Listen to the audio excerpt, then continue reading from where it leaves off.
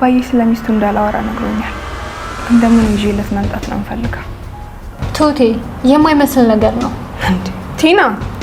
ይኸውልሽ ቲና፣ ለመጨረሻ ጊዜ የማደርገው ነገር ቢኖር አባዬና ሚስቱን ማገናኘት ነው። ግን እዛ ሀገር ልትሄጂ ነው? ሩቅ አይደለም እኮ አብረን እንሂድ።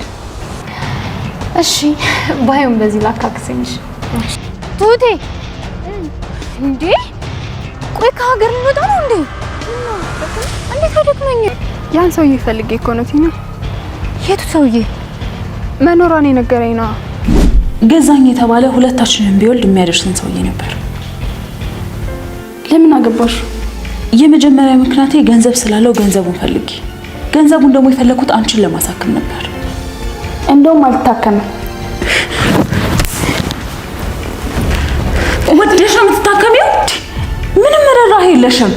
ቆይ ላንቺም እያባከንኩት ጊዜ አይታይሽም? ሰው ባለቀሰበትና ባዘነበት ገንዘብ ነው የምታከመው።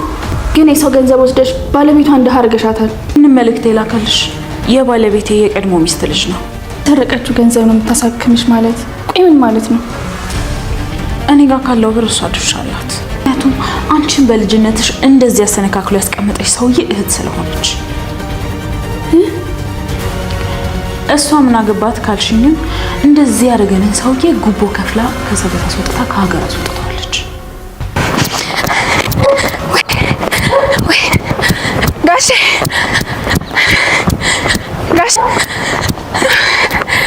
ደህና ደሩ ማለት ደህና ዋለ። አንቺ አንድ ጊዜ መተሽ ነበር?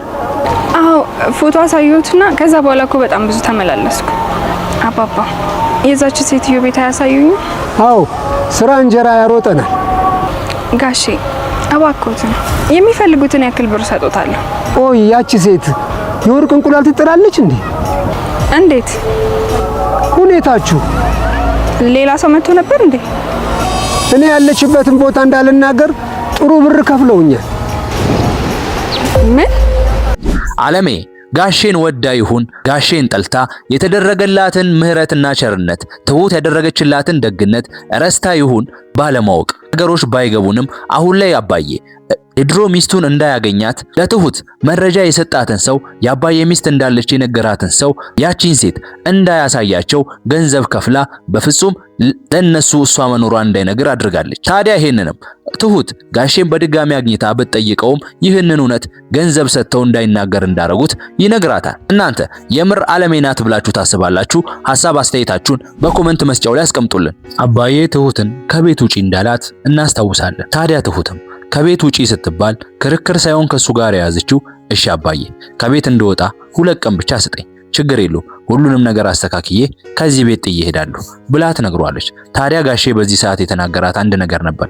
ታዲያ አሁን እያደረግሽ ያለሽውን ነገር ታዩ፣ ማለትም ባለቤትህ አለሽ ብለሽ እያደረግሽ ያለሽውን ነገር አቁመሽ እንድትሄጂ ነው የምፈልገው ብሎ ይላታል። ትሁትም ሐሳቡን ሳትቃረን እሺ አባዬ ያልከውን ሁሉ አደርጋለሁ ብላ ካጠገቡ ሄዳለች። ታዲያ ትሁትም ከቤት ከወጣች በኋላ ወዲያውኑ ያመራችው ወደ ቤቲ ነበር። ከቤቲ ጋርም ተገናኝታ እየተጫወቱ እንዲህ ብላ ትነግራታለች። አሁን ላይ ወደ ቤተሰቦቼ መሄድ አስቤያለሁ፣ ምክንያቱም አባዬ ከቤቱ እንደወጣለት ነግሮኛል ብላ ትላታለች። ቲናም ጋሼ ለትሁት ያላትን ነገር በደንብ ስለምታውቅ በፍጹም ጋሼ ይሄንን ሊልና ሊያደርግ አይችልም ብላ ትላታለች። ትሁትም ታዲያ አደረገው ከቤቴ ውጪልኝ ብሎኛል። ታዲያ እኔ ደግሞ እሱ እንደዚህ ስላለኝ ብቻ ወደ ሀገሬ ገብቼ ብቻ ይህንን ነገር ማቆም አልፈልግም። እኔ አንድ የምፈልገው ነገር አለ። እሱም ምንድነው? የአባዬ ሚስት አጠገቡ ይዤለት መሄድ እፈልጋለሁ ስትል ቲናን አማክራታለች። ቲናም ታዲያ ይሄ ነገር እብደት እንደሆነና ሊሆን እንደማይችል ለትሁት ትነግራታለች። ትሁት ግን በፍጹም ይሄንን ሳታደርግ በፍጹም ወደ ሀገሯ እንደማትመለስ ለቲና ስትነግራት ሰምተናል። ቲናም ትሁቴ ላንቺ የተሻለ ህይወት እመኝልሻለሁ፣ አንቺን መምከር ለኔ እጅግ በጣም ከባድ ነው፣ እጅግ በጣም አዝንልሻለሁ ብላ ትላታለች። ትሁትም ለመጨረሻ ጊዜ እማደርገው ነገር ቢኖር አባዬና ሚስቱን ማገናኘት ነው ብላ ስትላት ቲና ታዲያ ቆይ ይሄ ነገር እውነት ባይሆንስ በህይወት ባትኖርስ ስትል ጠይቃታለች።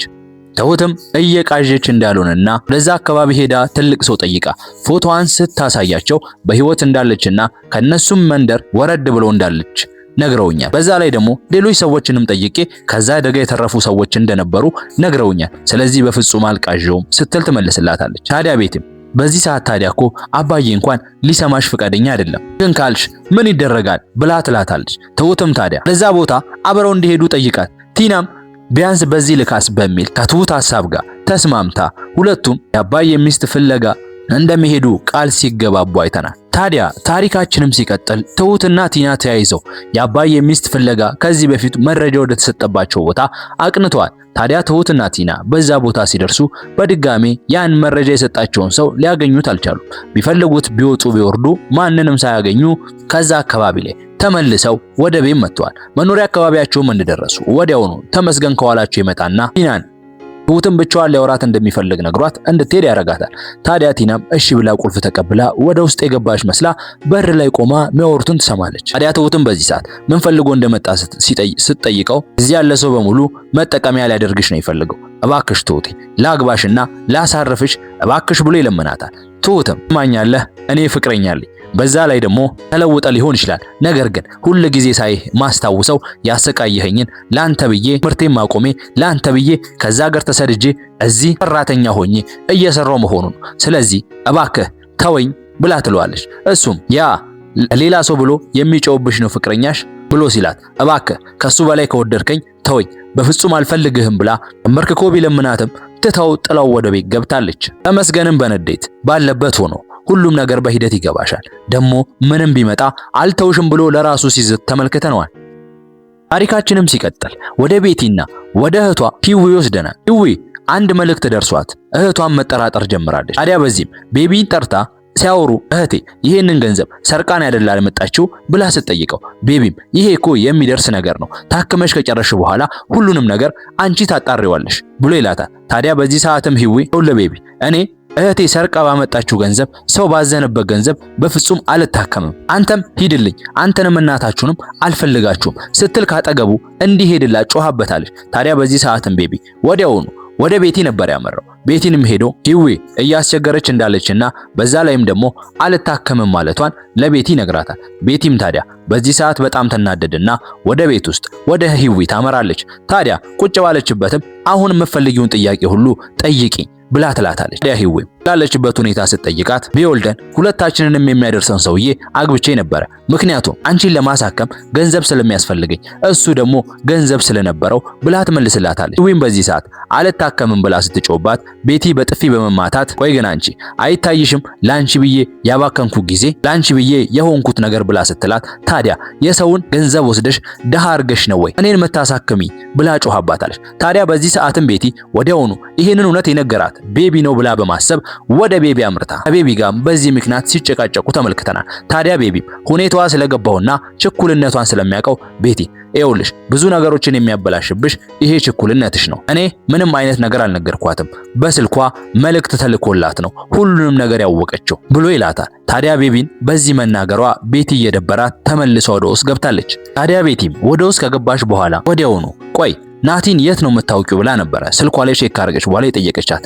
እሷም መልእክት መላኩን እንጂ ምንም እንደማታውቀው ተነግሯለች። እሷም ታዲያ ማን ነው እሱ ብላ ስትጠይቃት የቀድሞ ባለቤቴ እኔ በፊት የነበረችው ሚስቱ ልጅ ነው ብላ ትላታለች። ታዲያ ለምንድን ነው ሰርቃ ነው የምታሳክምሽ ብሎ ያለኝ ስትላት ቤቲም ያለውን እውነት ለመንገር ወስና ይኸውልሽ ይሄ ሁሉ ነገር የሆነው አንቺ በልጅነትሽ አሰነካክሎና እንደዚህ እንድትሆኛ አድርጎ ያስቀመጠሽ እዛች ሴትዮ ወንድም ነው። ታዲያ እሱ ብቻ አይግረምሽ፣ ይሄን ሁሉ ነገር ካረገ በኋላ እህቱ ናት ጉቦ ከፍላ እንዲወጣ አድርጋ ከሀገር እንዲወጣ ያደረገችው ብላ ትላታለች። በዚህም ሂዊ ስደነግጥና ቤቲ ልክ እንደሆነች ስታስብ እንመለከታለን። ታዲያ ቤቲ ቀጠል አርጋ እሷ ወንድሟን አምጥታ አሳልፋ እስካልሰጠች ድረስ እኔም በፍጹም ገንዘቧን አልሰጥም ስትላት አቋሟን ለሂዊ አሳይታታለች። ታሪካችን ሲቀጥል ቲናንና የትሁት የድሮ ፍቅረኛ ተመስገንን እናያታለን። አሁን ላይ ቲና ለገንዘብ እጅግ በጣም ተገዢ ሆናለች። ምንም ነገር የምታደርገው በገንዘብ ነው። ታዲያ ይሄንንም በማወቅ ተመስገን ቲና አንድ ሁለት ትውልለት ይጠይቃታል። እሱ ምንድነው ትሁት ሁልጊዜ ለሰው ስትለፋ እንጂ ለራሷ ስትኖር አይቻት አላቅም። ልጅነትና ወጣትነቷ እንዲሁ እየባከነ ነው። ስለዚህ እባክሽ ከኔ ጋር እንድትሆንና ላጠፋሁት ጊዜ ሁሉ እንድክሳት አድርጊ ብሎ ሲላት ቲናም ታዲያ ይሄንን ነገር የምታደርገው ገንዘብ ሲሰጣት እንደሆነ ነግራው እሱም እሺ ብሎ ገንዘብ እንደሚሰጣት ተስማምቶ ቲናም ወደ ትሁት ሄዳ ይሄንን ነገር ለማሳመን እንደምትሞክር ነግራው እንመለከታለን። ታሪካችንም ሲቀጥል በጣም የተናደደችው ቤቲ ወደነ ትሁት ቤት ሮጣ ስትመጣ እንመለከታለን። ታዲያ በሩንም የከፈተችላት ትሁት ነበረች። ቤቲም ተናዳ ናቲ የት ነው ያለው ብላ ጠይቃታለች። ትሁትም ደንግጣ ናቲ እኮ ሁሌ እዚህ አይሆንም ግን ምን ሆነሽ ነው ብላ ስትጠይቃት ቤቲም ለእህቷ በተሰረቀ ገንዘብ ነው የምትታከሚው ብሎ ቴክስት ላከላት ብላ ትላታለች። ትሁትም ትደነግጣለች። በዚያውልሽ ከኔ ጋር መጋጨት ለአባቱም አልጠቀመም፣ ስለዚህ ንገሪው አሁን ባይኔን የመጣው በፍጹም አንላቀቅም ስትል አስፈራርታት እንድትነግረው ነግራት ተናዳ ጥላት ትሄዳለች። ታዲያ ይህ እንዳለ ሆኖ ትሁት የያዘችውን አልለቅም ብላ ሰውየውን ፍለጋ ወደ አካባቢው ሄዳለች። ታዲያ ባሆኑ እድል ቀንቷታል። ከመንገድ ሆና ታየውና ተከትላ እሱን ማውራት ትጀምራለች። ታዲያ ትሁትም ሰውየውን አስቆማ ጋሼ እርሶን ለማግኘት እኮ ብዙ ተመላለስኩኝ፣ እባክዎትን ያቺ ሴት ያለችበትን ይጠቁሙኝ ብላ ትጠይቃቸዋለች። እሳቸውም ታዲያ ስራ እንደሚያሮጣቸውና አያይዘውም ያቺ ሴት ግን ቆይ እንቁላል ትጥላለች ወይ ብሎ ይጠይቋታል። ታዲያ ትሁትም ማለት ጋሼ እባክዎትን ያለችበትን ይንገሩኝና የሚፈልጉትን ያክል ገንዘብ እኔ ሰጦታለሁ ብላ ትላቸዋለች። ታዲያ ጋሼም ከዚህ በፊት አንድ ሰው መጥቶም ሰው ያለችበትን እንዳልናገር ብዙ ገንዘብ ሰጥተውኛል ብሎ ይላታል። ታዲያ በዚህም ትሁት እጅግ በጣም ትደነግጣለች። ውድ የቻናላችን ቤተሰቦች ይህንን ድርጊት ማን ያደረገው ይመስላችኋል? እሷ ያለችበት እንዳይታወቅ ይህንን ነገር ያደረገው ማን ሊሆን ይችላል ብላችሁ ታስባላችሁ? ምንም የማያጠራጥርና የማያሻማው ጉዳይ አለሜ ይህ ነገር እንዳይሆን ገንዘብ ከፍላ እንደሆነ ግልጽ ነው። የእናንተን ሐሳብ አስተያየት በኮሜንት ላይ አስቀምጡልን። መልካም ቆይታ ይሁንላችሁ።